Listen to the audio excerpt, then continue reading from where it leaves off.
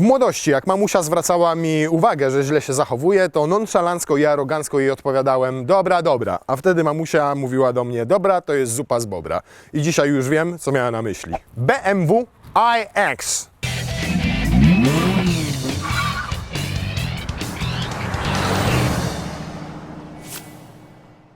Oto drugie w historii zaprojektowane od podstaw jako elektryk BMW. I drugie tak kontrowersyjne, bo pamiętacie, BMW i 6 czy 7 lat temu też nie wzbudziło wielkiego entuzjazmu, jeżeli chodzi o stylistykę. Jego test tego i trójki możecie sobie tu kliknąć i obejrzeć. Natomiast bez dwóch zdań jest to pierwsze BMW, które parę rzeczy ma na przykład najwęższe w historii BMW reflektory. I jednocześnie ma najwęższe w historii BMW tylne lampy.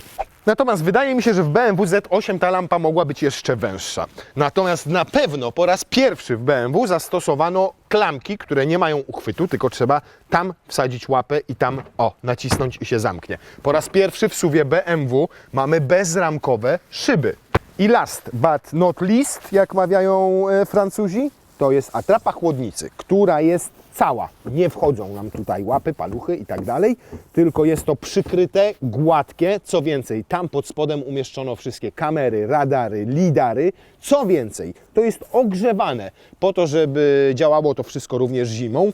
I jeszcze jedna rzecz. Wykonane zostało to ze specjalnego, nowatorskiego materiału, który sam usuwa rysy. Jak to się porysuje, albo od kamyczków, albo ktoś przejedzie Wam śrubokrętem, to wystarczy, że ciepłym powietrzem zaczniecie na przykład nagrzewnicą to podgrzewać i ponoć to wszystko się zacznie usuwać. W przyszłości ma ten materiał być stosowany również na naszych smartfonach, żeby miały jak najmniej rys. Do tego dochodzi też płaściutka podłoga. O, proszę bardzo, zobaczcie, ależ rzeczywiście płasko. Ja. I taki dyfuzor, który podobno też działa. Otworzyłem klapę bagażnika. A skoro otworzyła się klapa bagażnika, nie, jeszcze o niej nie porozmawiamy, ponieważ wrócimy na chwilę do tej stylistyki, bo zastosowanie wszystkich tych elementów, płaskich powierzchni, tych wklęsłych klamek zaowocowało bardzo niskim współczynnikiem oporów powietrza, tylko 0,25. To jest coś osiągalnego dla samochodów coupé jeszcze kilka lat temu. Ale najlepsze jest to, jak BMW nazwało tę stylistykę. Wiecie jak? Otóż to jest shy-tech, czyli wstydliwa. Naprawdę. BMW pokazało bobra i nazwało go wstydliwym. To jest mniej więcej tak, jak ja bym pokazał Wam teraz swojego Wacława i nazwał się zachowawczym i skromnym. A to jeszcze nie koniec, ponieważ napisano tak. Duże powierzchnie z mocnymi liniami nadają BMW iX niepowtarzalny, monolityczny kształt. Każdy detal doskonale wpisuje się w nowoczesny język stylistyczny i sprawia, że pojazd wygląda jak wykuty z jednego kawałka. Owszem, wykuty z jednego kawałka, ale drewna i to przez samego Freda Flintstona. Natomiast nie zmienia to faktu, że jest to naprawdę wielki drewniany kloc. Bo o ile na zdjęciach macie wrażenie, że to taki gabaryt BMW X3, to w rzeczywistości jest to auto większe od, uwaga, BMW X5. Jest dłuższe od niego o 3 cm. Ma rozstaw osi większy od X5 o 2,5 cm. Wysokość dokładnie taką samą jak BMW X6 jest tylko nieznacznie od niego węższe, więc jest to naprawdę kawał wielkiej bryki. I te podobieństwa do X5 nie są tutaj przypadkowe, ponieważ BMW iX wykorzystuje płytę podłogową X5, tylko generalnie przemodelowaną. Rama jest niby ta sama aluminiowa, ale do ją połączono, zobaczcie, włóknem węglowym. I to wszystko dokładnie tak było w BMW i3 albo w BMW i8. Ten cały core tutaj jest wykonany z włókna węglowego. Widać to nawet przy tym otwartym bagażniku tutaj. Dobra, to teraz czas, żeby odpowiedzieć na Wasze pytania, bo od niedawna możecie je zadawać u mnie na Instagramie albo u naszego producenta Michała. Jeździmy tymi autami przed nagraniem i Wy wówczas macie jeszcze okazję, zanim zrobimy to nagranie, zadać nam pytania. I już były pierwsze pytania do iX-a. Czy w nerki da się włożyć palce? Nie da się też włożyć do rur wydechowych, bo on ich nie ma, ale da się włożyć palce pod klamkę i to 4. Co brał projektant przy projektowaniu tego czegoś? Naszym zdaniem chłop miksował i mieszał, a w dodatku robił to oglądając wiadomości TVP. Czy ma super, hiper eleganckie nakładki na felgi, dzięki którym przejedzie na jednym ładowaniu kilometr więcej? A jakże, oczywiście, proszę bardzo, ma takie nakładeczki. ale one chyba są w tym wypadku niewyjmowane. Samo koło, słuchajcie, znaczy sama felga to 22 cale, a dodatkowo jeszcze naprawdę ogromny profil samej opony. Więc tak jak było w przypadku BMW i3, gdzie mieliśmy pierwsze auto z tak dużą średnicą całego koła, podobnie jest teraz w BMW iX. I jeszcze jedno pytanie, czy ma z przodu bagażnik i czy zmieści się tam pies? Mieściliśmy rzeczywiście takiego psa w bagażniku z przodu w Fordzie Mach-E. Tutaj możecie sobie kliknąć i obejrzeć ten test. Tutaj czegoś takiego nie zrobimy, ponieważ bagażnika z przodu nie ma. Co ciekawe, auto przecież jest wysoki ma ten przód, szeroki ma ten przód, dosyć długi ma ten przód i nie zdecydowano się nawet na zrobienie tutaj małego schoweczka, jak jest choćby w Kia EV6 albo w Audi e-tronie GT. Dlaczego nikt tego nie wie? Ta maska w ogóle się nawet nie podnosi, chociaż wydaje dźwięki, jak słychać. To się tylko otwiera, proszę. I możecie sobie nalać płyn do spryskiwaczy.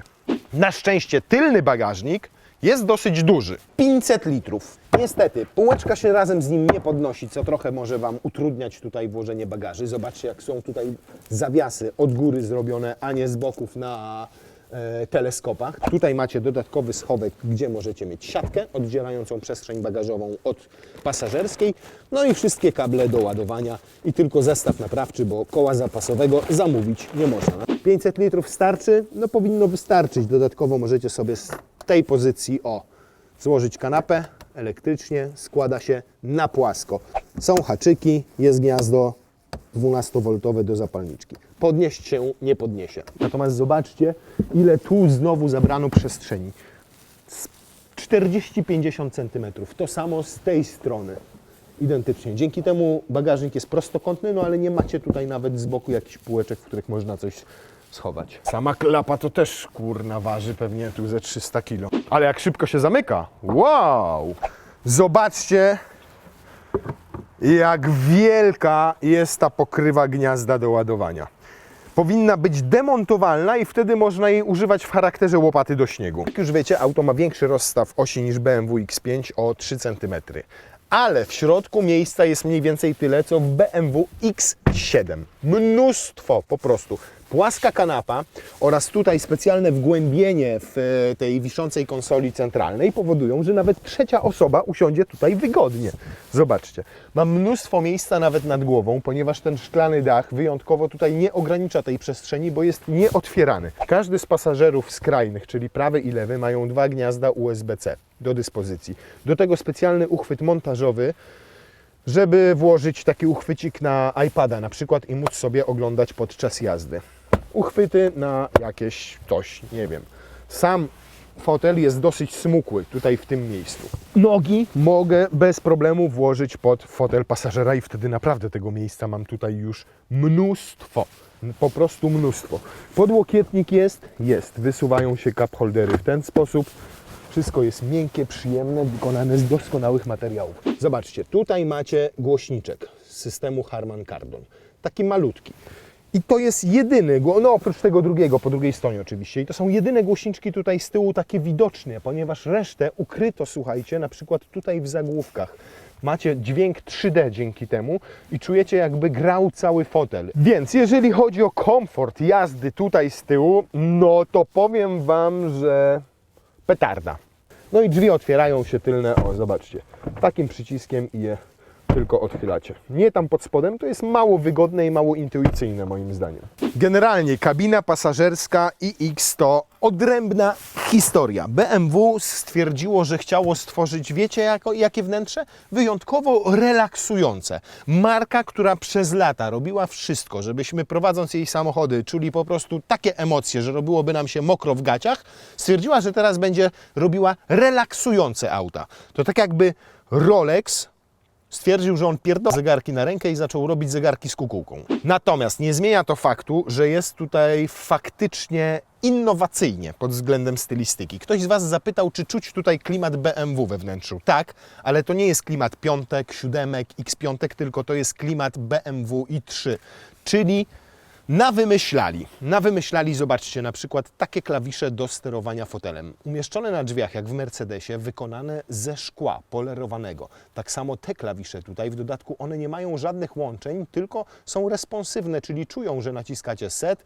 1, 2 albo... O, co mi się tu akurat przesuwać zaczęło. Ten poziom wykończenia to jest po prostu majstersztyk. Tutaj znajduje się listwa świetlna. O, i daje nam znać, czy samochód jest zamknięty, czy nie. Zaświeciła się? Nie zaświeciła się.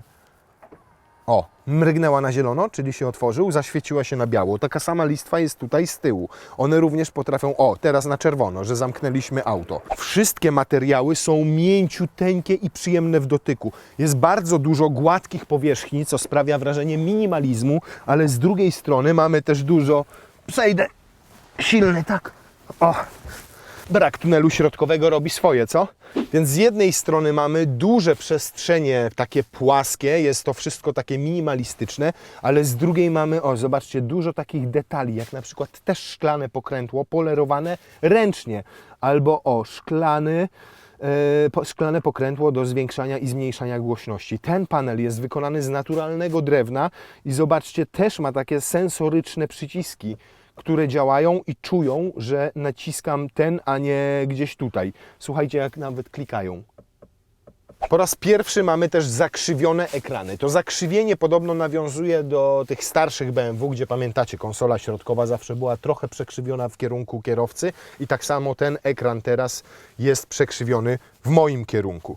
Nawet zmieniono przyciski na kierownicy, a samą kierownicę zrobiono taką raz, dwa, 3, 6-kątną. I zadaliście pytanie, czy ta kierownica jest wygodna. Niesamowite jest to, że jest ultra wygodna, ponieważ zazwyczaj trzymacie tutaj kierownicę i tutaj macie płasko, więc idealnie leży. Jak jedziecie tak, to też świetnie czujecie. Albo jedziecie, nie wiem, macie za 10 druga, taki układ rąk, bo na przykład mój ojciec tak jeździ, nie wiedzieć czemu, to też wygodnie Wam tutaj ją trzymać. Więc w tych miejscach, gdzie najczęściej się trzyma tę kierownicę, jest mega wygodna w trzymaniu. No i ma tylko 2 ramiona, więc możecie nawet tutaj sobie trzymać. Przyciski tutaj są nieprogramowalne, one są na stałe w ten sposób, natomiast pojawiły się jakieś nowe kółeczka, którymi można sobie regulować w ten sposób head-up display w tym momencie. On już ma też virtual reality, czyli na przykład jak włączycie nawigację, to pokazuje Wam dokładnie, w które skrzyżowanie macie skręcić, albo którym zjazdem z ronda zjechać.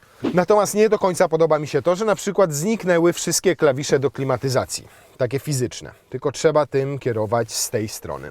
Tu się pojawił nowy symbol, zobaczcie, mogę włączyć sobie ogrzewanie kierownicy, fotela, a tutaj mam, uwaga, promienniki podczerwieni. Nie wiem, gdzie one dokładnie są, ale BMW zastosowało tutaj po raz pierwszy takie rozwiązanie jako w ogóle producent samochodów i one mają za zadanie ogrzewać Was w zimniejsze dni, natomiast dzięki temu nie skraca się bardzo dystans przejechany na jednym akumulatorze, czyli ten chłód nie ma wpływu na pracę akumulatora dzięki tym promiennikom. Nie wiem, czy to realnie rzeczywiście tak dobrze będzie działało. Natomiast nawet podłokietniki są ogrzewane i to zarówno ten prawy, jak i lewy w drzwiach. Jak widzicie, mamy też nowy system, czyli iDrive 8 generacji. No i muszę przyznać, że pod względem estetyki wygląda naprawdę świetnie. Zobaczcie, pojawiły się nawet ikonki i w bardzo prosty sposób możecie sobie albo pokrętłem to obsługiwać, albo oczywiście dotykowo. Natomiast przez 2 dni walczyłem z wyzerowaniem licznika przebiegu i średniego zużycia energii, bo dawniej było to po prostu tutaj w dźwigni kierunkowskazów jednym przyciskiem w board computer, w komputerze. Teraz trzeba wchodzić tutaj w menu i w ten sposób to wszystko resetować.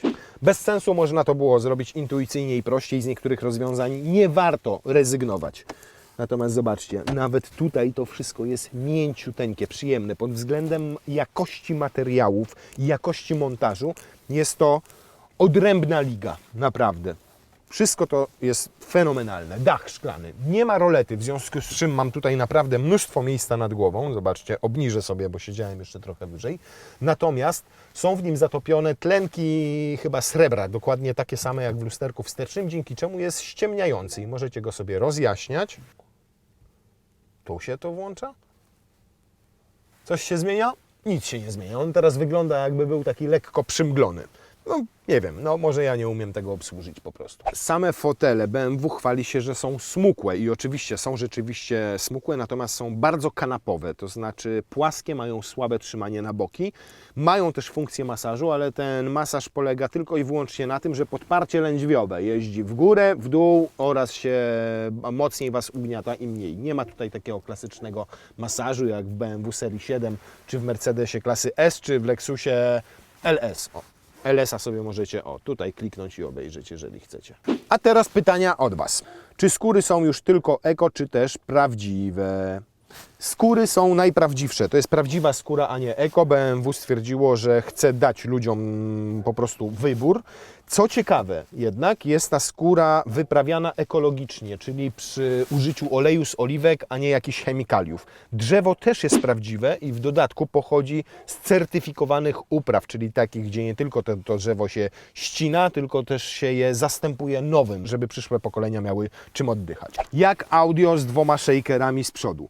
Głośniki faktycznie zamontowano w niewidoczny sposób, tak z tyłu, jak i tutaj z przodu i audio gra fenomenalnie. Często nas prosicie o to, żebyśmy pokazali, jak to gra, ale nie możemy tego zrobić, ponieważ Zajksy i inne Srajksy i w ogóle nie stać nas na to, żeby wykupywać prawa do muzyki. Czy kamera w środku może być dowodem w sprawie rozwodowej? Sama kamera pewnie nie, ale to, co nagra, już może tak. No dobra, to chyba czas się przejechać, nie? Ale zanim wyjedziemy w trasę, to jeszcze chciałbym Wam pokazać jedną rzecz. Asystenta cofania. I na przykład wracacie sobie do domu. Tak jak do mnie jest tutaj skomplikowany dosyć wjazd. Widzicie? Wąska droga. O, wjechać na podwórko. I jeszcze przodem, no to jak Cię mogę. Nie było problemu.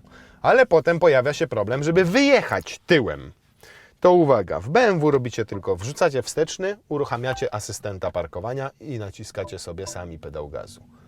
Uwaga. On wszystko zrobi za Was sam. Zobaczcie. Urus do domu! Urus do domu! Do domu!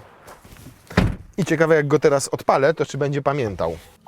Pamięta ją, zobaczcie. Ostatnią drogę pamięta. Czyli wjeżdżacie sobie wieczorem do garażu, a rano sobie wyjeżdżacie na asystencie cofania. Jeszcze nic nie powiedzieliśmy o silniku, a w zasadzie o silnikach, bo każdy iX ma je 2. Jeden z przodu przy przedniej osi tam na dole i drugi przy tylnej osi też tam na dole w zasadzie między kołami. Czyli mamy X-Drive i są póki co 2 oznaczenia. X-Drive 40 i X-Drive 50. W X-Drive 50 mamy ponad 500 koni mechanicznych, dużą baterię, bo ma ponad 100 kWh, a my mamy 40, co oznacza w praktyce, że bateria to 71 kWh, a oba silniki generują 326 koni mechanicznych i 630 Nm. No, skoro stoimy, to możemy pobawić się ekranem i zobaczcie, na przykład mamy tutaj My Modes, czyli nie jest to już Sport, Sport Plus, Comfort, Normal, Adaptive, tak jak innych w BM-kach, tylko tutaj to jest Personal, Sport i Efficient. I to już wszystko. Zmienić sobie tryb można, o proszę, Personal, zrównoważone dostosowanie i własne wnętrze. Sport, no to wszystko tutaj możemy sobie też ustawiać. Napęd sportowy, dynamika jazdy, układ kierowniczy sportowy, sportowa szerokość oparcia. A my sobie oczywiście zostaniemy przy trybie Efficient, czyli tym najbardziej wydajnym. I w nim powinniśmy przejechać też najwięcej kilometrów. Przy czym ta wersja 40 X-Drive, czy tam X-Drive 40, którą my jeździmy, ma 326 koni z 2 silników, jednego przy przedniej osi, drugiego przy tylnej osi, 630 Nm i baterię, która mieści 71 kWh energii. Nie podaje tylko BMW, czy to jest brutto, czy netto, te 71 kWh, a to jest istotna różnica.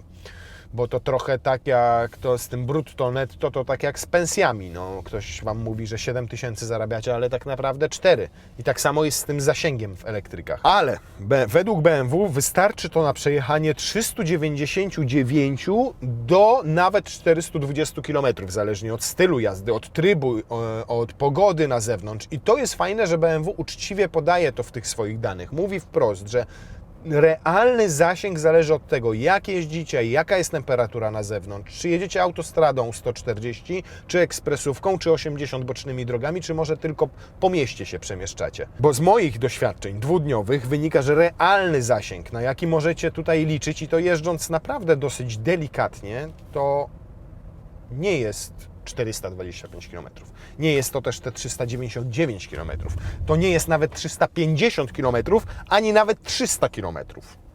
Zobaczcie, przy baterii naładowanej do 91% pokazuje mi taki zasięg przy temperaturze na zewnątrz 8,5 stopnia Celsjusza. 263 km.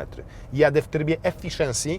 Zobaczcie, to są wskazania prędkościomierza 80 na godzinę.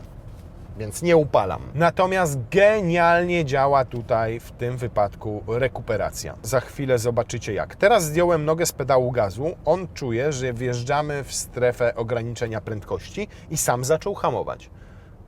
Sam, ja niczego nie robię. Z map nawigacji czerpię dane, że tutaj zbliżamy się do ronda. Zobaczcie, ja mam zdjętą nogę. On sobie sam zwalnia do tego ronda. Nie jest uruchomiony żaden aktywny tempomat, jest tylko włączona aktywna rekuperacja. Zjeżdżam z ronda, już sobie kładę nogę na pedale gazu, zaczynam jechać, kończy mi się teren zabudowany, dodaję mu gazu, zobaczcie, o, zdejmuję teraz nogę z tego pedału, i on jedzie jakby na luzie, w ogóle prawie nie hamuje. Opory toczenia są znikome. Pojedź przed nas przez chwilę, poproszę, Michał. No dobra, puściliśmy przed siebie producenta w nowym NX-ie i zaraz zobaczycie, patrzcie, teraz zbliżam się do niego, zdejmuję nogę z pedału gazu, auto samo hamuje. On tylko odjechał i od razu zdjęło hamulec.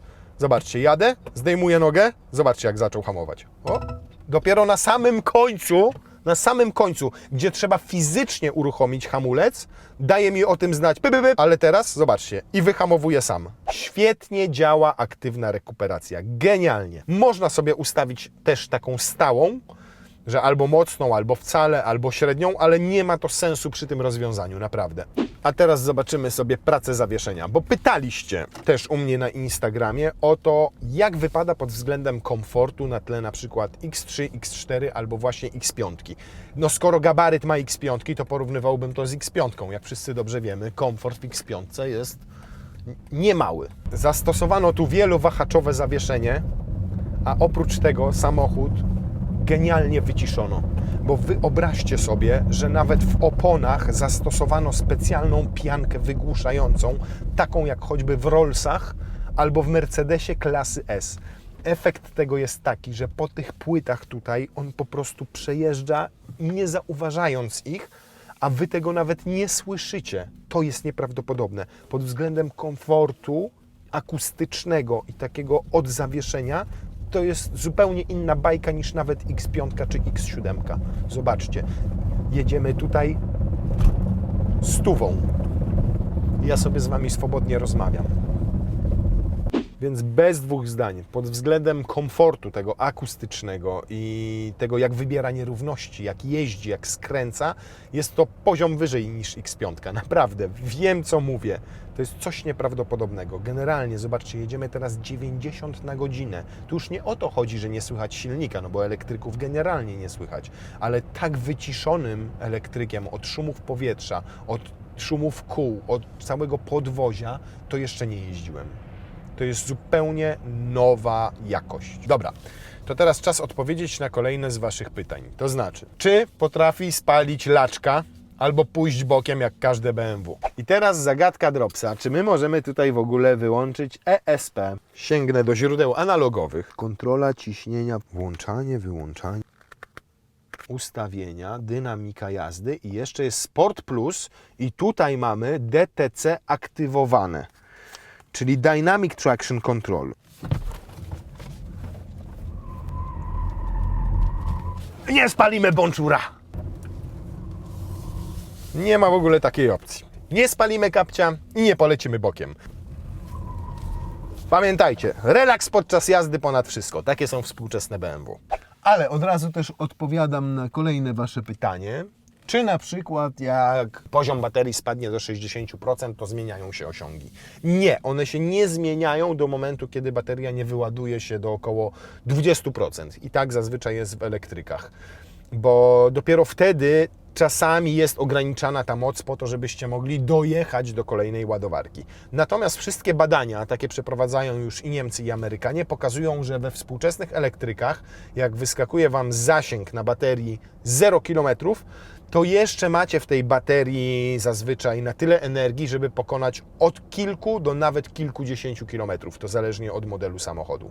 Dobra, to teraz wjedziemy sobie na autostradę i zobaczymy, jakie tam będzie zużycie tej energii. Spodziewam się, że przy 140 km na godzinę to Wam starczy tutaj tej energii maksymalnie na 200 km, co będzie naprawdę porażką.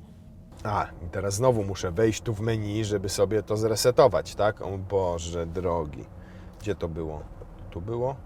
Robimy już reseta. Dobra, mamy reset. Mamy ustawiony też aktywny tempomat.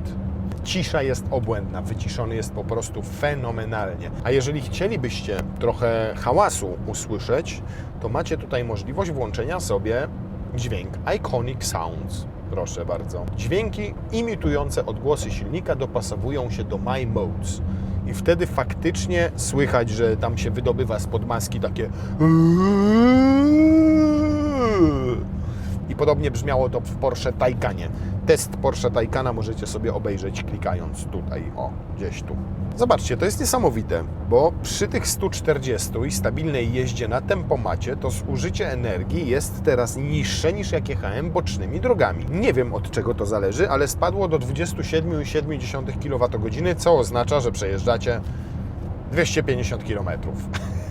A jak długo się ładuje? No to wszystko zależy od tego, jakiej ładowarki używacie. W domu maksymalnie wyciągniecie 2,3 kWh z takiego gniazdka 230 V.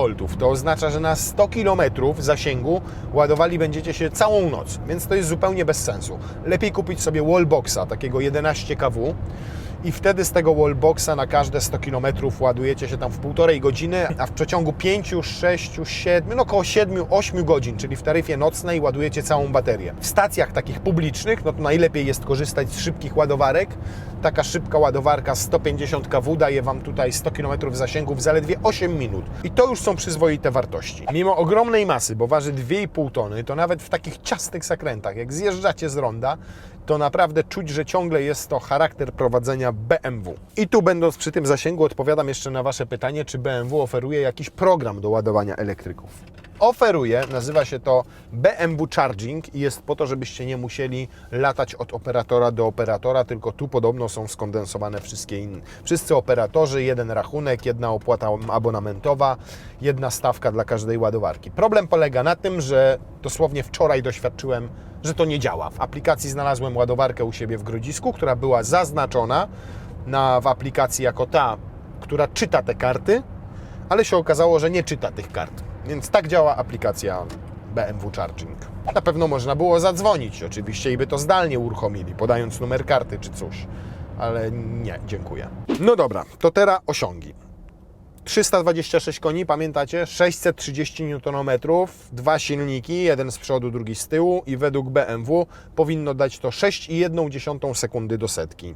Zróbmy sobie sport i tam było coś takiego, jeszcze widziałem, jak pomoc przy ruszaniu. Pomoc przy ruszaniu włączona, tylko nie wiem, czy to jest na śliskie, czy to procedura startu. Zaraz się okaże, jak zobaczymy wynik. Uwaga.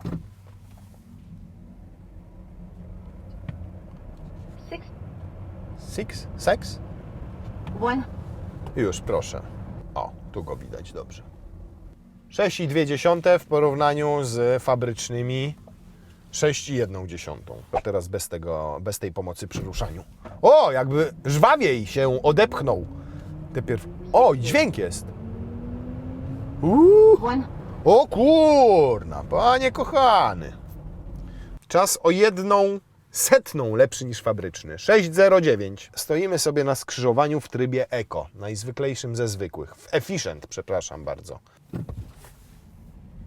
Tryb Efficient. 100. 6,13. No kolosalna różnica pomiędzy trybem sportowym, a trybem eko, gdzie po prostu przekładacie nogę z pedału hamulca na pedał gazu. No to ile w takim razie przejedziecie na jednym ładowaniu? Jadąc autostradą, czyli 140 km na godzinę, będzie to jakieś 200-250 km, zależnie od warunków na drodze, temperatury powietrza, jak jedziecie, jakim stylem i tak dalej. Jak jeździcie bocznymi drogami, tak jak ja teraz, jak jedziecie spokojniej między 50 w terenie zabudowanym, a 90, tak jak można, teraz tutaj, no to zużycie paliwa będzie wynosiło około 23-24 kWh. Jak na takie gabaryty samochodu, to całkiem niezły wynik, ale i tak zagwarantuję Wam tam maksymalnie te 300 km zasięgu versus 400, które podaje producent. A 300 km w dużym SUV-ie czy tam SAV-ie, no błagam Was, no fajnie byłoby pojechać tym samochodem do Chorwacji i nie tkwić przy słupkach co 250-300 km, żeby się podładować. No. Alternatywą jest wersja iX xDrive 50, która ma większy akumulator, tam jest ponad 100 kWh pojemności, no to przejedziecie na nim powiedzmy te 100 km dalej. Ale i tak wydaje mi się, że 400 km zasięgu, no już powiedzmy, że to większy sens. Reasumując, czy dorównuje komfortem i wygodą innym spalinowym BMW, tym klasycznym? Nie, nie dorównuje. Pod tym względem zdecydowanie je przewyższa. Jest większe, cichsze, lepsze ma to resorowanie, to całe zawieszenie. Fajnie nadal skręca, designersko jest inne. Natomiast czy pod względem, nie wiem, radości z jazdy, emocji dorównuje tym spalinowym BMW? Też nie. Niestety tym razem trochę w dół, bo jeżeli całe życie marzyliście o sportowym BMW, jeżeli istotne dla Was były emocje, te endorfiny, to nie jest dobry wybór pod tym względem. BMW trochę jakby odchodziło od produkcji emocjonujących samochodów na rzecz produkowania designerskich mebli, technologicznych fajerwerków, ale przestaje to mieć cokolwiek wspólnego z taką frajdą z jazdy, jaką kiedyś oferowało. A efekt tego wszystkiego jest taki, że moja żona w tym samochodzie się po prostu zakochała. A ja, no cóż, nie lubię wylegiwać się na designerskiej kanapie cały dzień.